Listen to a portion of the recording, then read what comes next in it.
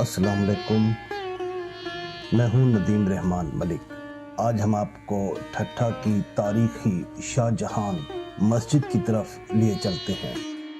ناظرین اکرام، ٹھٹھہ دریائے سندھ سے 2 میل کے فاصلے پر ایک وسیع میدان میں ایک خوبصورت شہر ہے۔ لوگوں نے شہر میں باغات کو پانی دینے کے لیے دریا سے نہریں نکالی ہیں۔ یہاں کے باغات کی خوبصورتی شاندار ہے۔ مزیدار اور شیریں میوہ جات اور رنگین پھولوں سے باغ بھرے ہوتے ہیں۔ ٹھٹھہ میں بادشاہی مسجد اس وقت شہر کے بالکل مشرق میں ہے، مگر جب یہ بنی تھی تب یہ شہر کے بیچ میں تھی۔ مرکزی شاہی بازار اس کے مغرب میں اور مغلوں کے باغات مسجد کے مشرق میں ہوتے تھے۔ اس زمانے میں شہر 28 محلوں میں پھیلا ہوا تھا اور 30 سے زائد مسجدیں تھیں۔ ٹھٹھہ کی تاریخی شاہ جہان مسجد اپنی وسعت اور فن تعمیر کے لحاظ سے ایک شاہکار کی حیثیت رکھتی ہے۔ 100 گنبد رکھنے والی یہ مسجد اس قدر وسیع ہے کہ یہاں ایک وقت میں 20,000 سے زائد نمازی نماز ادا کر سکتے ہیں۔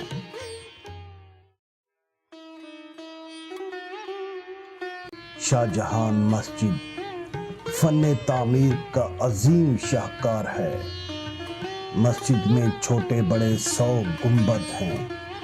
اسی مناسبت سے اسے 100 گنبد والی مسجد بھی کہا جاتا ہے۔ ان گنبدوں کی ترتیب اور ہوا کی آمد و رفت کا انتظام اس خوبی کے ساتھ کیا گیا ہے کہ سخت گرمی اور سردی میں بھی موسم کی شدت کا احساس نہیں ہوتا۔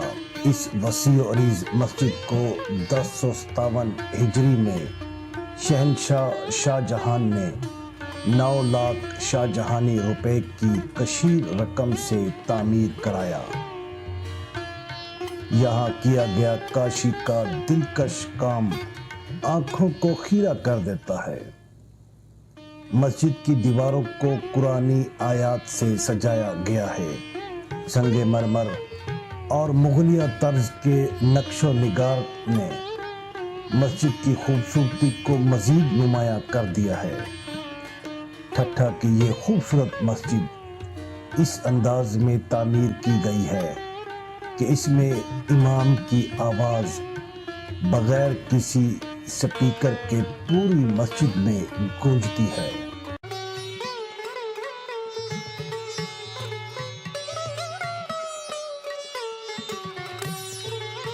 اس مسجد کو مغل بادشاہ شاہ جہان نے 1647 سے 1650 کے درمیان تعمیر کرائی تھی۔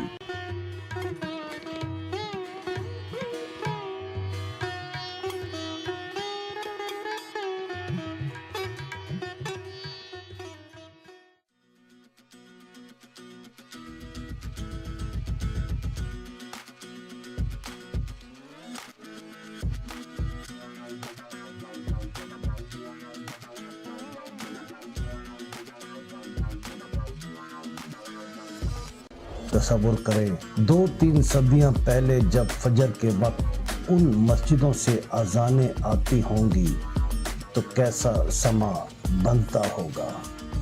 اپنا خیال رکھیے گا، اجازت چاہوں گا۔ اللہ حافظ۔